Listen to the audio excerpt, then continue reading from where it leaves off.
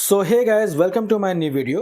तो दोस्तों, आज हम लोग डिस्कस करने वाले हैं बाजार से रिलेटेड। अब देखिए दोस्तों, बाजार के अंदर जीडीपी का नंबर निकल के आ चुका है इंडिया का, और सबको चौंकाने वाला नंबर है। और इसी के साथ साथ दोस्तों, ग्लोबल बाजार के संकेत क्या कह रहे हैं, एफआई और डीआई का डेटा क्या है, और इसी के साथ साथ कुछ मल्टीपल स्टॉक्स है जिसको लेकर बड़ी खबर है। तो इन सारी बातों को इस वीडियो के अंदर डिस्कस करेंगे, जो कि बहुत ही ज्यादा इंपॉर्टेंट रहने वाला है। तो बिना स्किप के जरूर देखें। और दोस्तों, अगर आप चैनल में नए हैं तो चैनल को सब्सक्राइब कर दे, बेल आइकन को प्रेस कर दे, ताकि इसी तरीके से इंपॉर्टेंट नोटिफिकेशन सबसे पहले आपको मिलते रहेंगे। चलिए शुरुआत करते हैं। तो सबसे पहले देखेंगे इंडिया का जीडीपी। अब दोस्तों, क्वार्टर टू का जीडीपी आ चुका है। नंबर क्या है देखिए, India quarter two GDP growth beats expectation again, rise 8.2% on manufacturing financial services Uptake.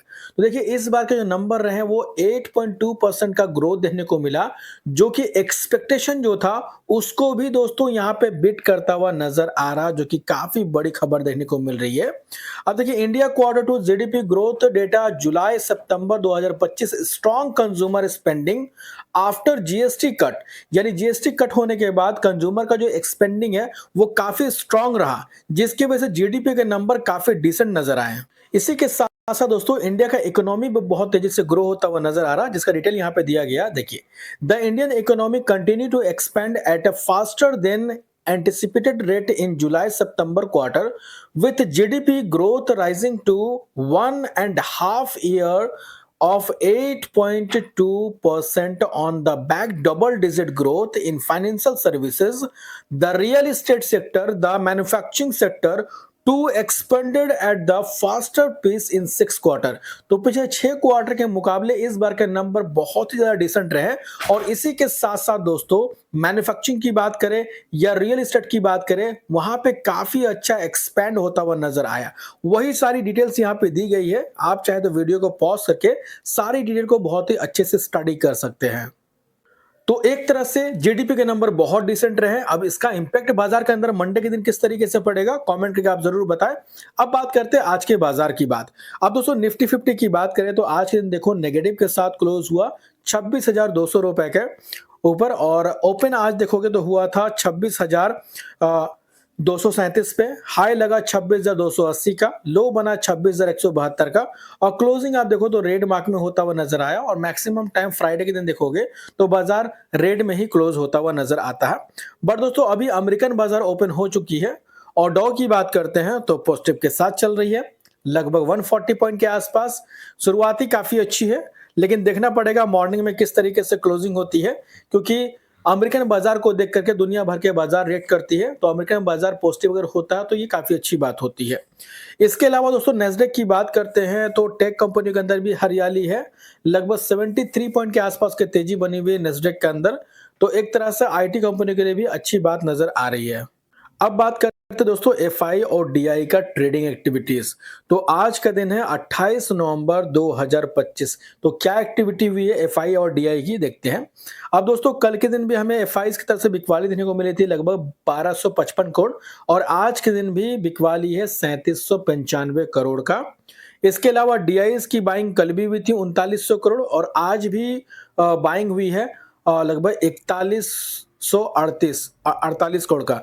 यानी कि एफआई हमेशा तरह नेगेटिव है और डीआई हमेशा तरह बुलिश नजर आ रही है। और अब तक नवंबर के महीने में टोटल एफआईज ने टोटल 17,500 करोड़ का माल बेचा है। तो वहीं पे आप देखोगे तो डीआईज ने 77,000 करोड़ का माल खरीदा है। तो एक तरह से पॉजिटिव आप देखो तो लगातार ये बनी हुई है। हालांकि पहले का डेटा भी अगर देखेंगे तो अक्टूबर 2025 का डेटा देखो तो एफआईज नेगेटिव थी, सितंबर क्वार्टर में भी नेगेटिव है, अगस्त में नेगेटिव है, जुलाई में भी नेगेटिव है।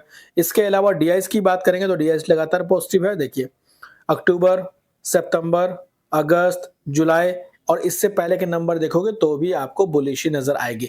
लेकिन एफआईज लगातार नेगेटिव है। लेकिन जिस तरह का डेटा निकल के आया दोस्तों इंडिया का जीडीपी का, तो ऐसे में बोल सकते हैं कि बाजार के लिए अच्छी खबर है। और साथ साथ जो फेड का रेट कट होने का जो होप्स क्रिएट हो रहा, अगर वो हो जाता है तो ये भी बाजार के लिए एक अच्छी खबर साबित हो सकती है। इसके बाद दोस्तों बात करेंगे कुछ स्टॉक के बारे में, जिसका नाम है रिलायंस इंडस्ट्रीज लिमिटेड, जिसके बारे में हमने पहले भी कई बार डिस्कस किया है। और अभी देखिए, रिलायंस कंपनी को लेकर कुछ एक्सपर्ट्स बुलिश नजर आ रहे हैं। Reliance Industries share price hit fresh 52 week high as a Jefferies buy check the target price upside. तो देखिए जेफरीज दोस्तों एक ब्रोकरेज फर्म है और उन्होंने रिलायंस कंपनी को लेकर के पॉजिटिव बताया। क्यों बताया, इसके पीछे का रीजन क्या रहा, देखिए Jefferies said that all three Reliance core business, digital service, retail and oil to chemical are delivering double-digit growth from the start financial year 2026. Further, the valuation also presents a favorable risk-reward ratio. तो एक तरह से तीनों जो business है company का, retail का और डिजिटल सर्विस का और ऑयल टू केमिकल का, तीनों में डबल डिजिट ग्रोथ देखने को मिल रहा स्टार्टिंग से ही। तो ऐसे में दोस्तों एक्सपर्ट्स बुलिश नजर आ रही है और आप सभी को पता है कोई भी कंपनी जो परफॉर्म करती है बाजार के अंदर वो अपने प्रॉफिट एंड सेल्स के बेसिस पे करती है और किसी भी कंपनी का profit and sales up trend movement पे होता है तो ये बाजार के लिए काफी अच्छी बात होती है। आपको क्या लगता है रिलायंस कंपनी के बारे में, कमेंट करके जरूर बताएं। इसके बाद दोस्तों बात करेंगे आईएक्स कंपनी के बारे में। देखिए आईएक्स को लेके बहुत सारी क्वेरीज थी, क्या अपडेट है देखिए। मार्केट कपलिंग को लेकर के कंपनी काफी पहले से स्ट्रगल कर ही रही है और अब जाके दोस्तों नेक्स्ट हेयरिंग जो होने वाला है मार्केट कपलिंग को लेकर के वो 6 जनवरी 2026 को होने वाला है। तो अब इसमें क्या आउटकम निकल के आएगा, इस पे आईएक्स जितने भी शेयर होल्डर है उनके नजरें बनी हुई है।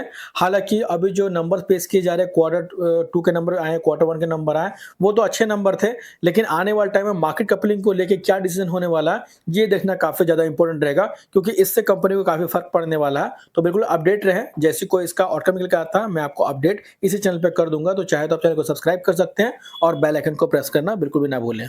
इसके बाद दोस्तों बात करेंगे इन्फोसिस लिमिटेड कंपनी के बारे में जो कि इंडिया की second largest information technology company है टीसीएस के बाद। और अभी दोस्तों इस कंपनी के नंबर तो काफी अच्छे पेश किए गए थे, जैसा कि आप देखो सेल्स के अंदर इजाफा था एंड नेट प्रॉफिट के अंदर भी इजाफा देखने को मिला। और अभी हाल ही में जो कंपनी ने बायबैक अनाउंस किया था 18,000 करोड़ का, उसका भी 8 गुना सब्सक्रिप्शन मिलता हुआ नजर आया। तो कंपनी को काफी अच्छा रिस्पॉन्स मिला। और इसी के साथ साथ दोस्तों बैलेंस शीट के अंदर आप देखोगे तो थोड़ा सा हमें देखने को मिला डेट जो कि इंक्रीज होता हुआ नजर आया, 8,200 करोड़ से बढ़ के हो गया 8,700 करोड़। तो किसी भी कंपनी के ऊपर कर्ज बढ़ना नहीं चाहिए, घटना चाहिए, तो यहाँ पे बढ़ता हुआ नजर आया है। आपको क्या लगता है कर्ज आगे बढ़ेगा या घटेगा, कमेंट करके जरूर बताएं। इसके बाद दोस्तों बात करेंगे हम लोग Interiors and More Limited company के बारे में जिन्होंने बोनस अनाउंस किया जो कि रेशियो है 1:1 का। यानी कि दोस्तों अगर आप एक शेयर को होल्ड करते हैं इस कंपनी के तो बदले में एक शेयर मिलेंगे बोनस के रूप में, जिसका रिकॉर्ड डेट अनाउंस किया गया दोस्तों 5 दिसंबर 2025 का। और ये 9 घंटा पहले का अपडेट है, यानी कि आज का ही अपडेट है। तो अगर आप इस कंपनी के शेयर होल्डर है तो ये डेट आपके लिए काफी इंपॉर्टेंट है और अगर आप इस कंपनी के शेयर होल्डर नहीं है तो आप इसको इग्नोर करके भी चल सकते हैं। तो फिलहाल दोस्तों इस वीडियो में इतना ही। होप करता हूं इन्फॉर्मेशन आपको अच्छी लगी हो। अगर अच्छी लगी तो इसे लाइक जरूर करना और कल के अपडेट के लिए चैनल को सब्सक्राइब जरूर कर लेना ताकि इसी तरीके से इंपॉर्टेंट नोटिफिकेशन सबसे पहले आपको मिलते रहेंगे। तो मिलते हैं नेक्स्ट वीडियो में, तब तक के लिए बाय बाय।